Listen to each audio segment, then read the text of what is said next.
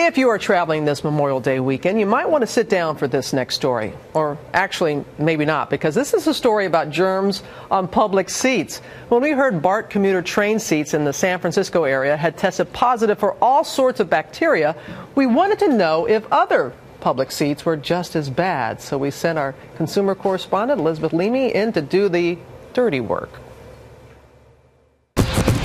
Our journey begins with a single swab on the seat of my car in Washington, D.C. Here goes. And ends 3,000 miles away in San Francisco.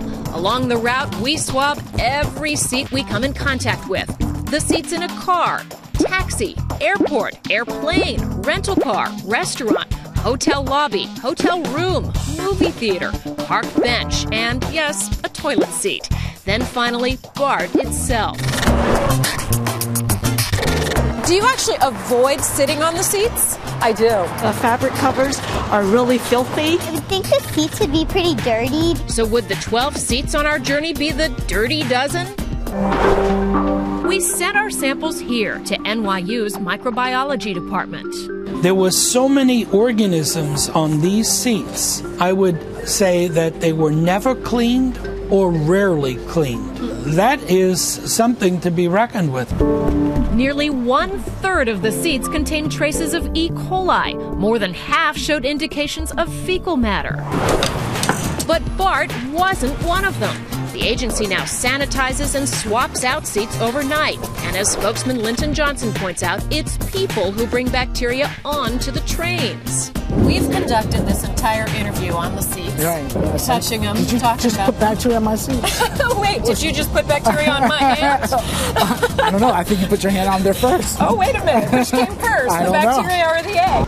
Other not-so-bad seats, my car. Phew. Also the hotel. And the toilet seat. We thought for sure we'd find bad bacteria after we were asked to leave the Chinatown restaurant where we had lunch. We just finished eating in this restaurant and also swabbing the seats to check for bacteria. And then the health department came and shut it down. Here's the notice. Vermin, yes, but no significant bacteria. Now for the doozies. The rental car, of course. Our rental car, with only 714 miles on it, but thousands of E. coli colonies. Even more E. coli on this bench in Union Square. There was staph on a movie theater seat, and my airplane seat was bad, but the airport lounge was worse. The worst. It had so many organisms, we call this innumerable. So many that you really can't count. Sort of grew together. So the next time somebody tells you to please have a seat, keep your hands to yourself. For Good Morning America, Elisabeth Leamy, ABC News.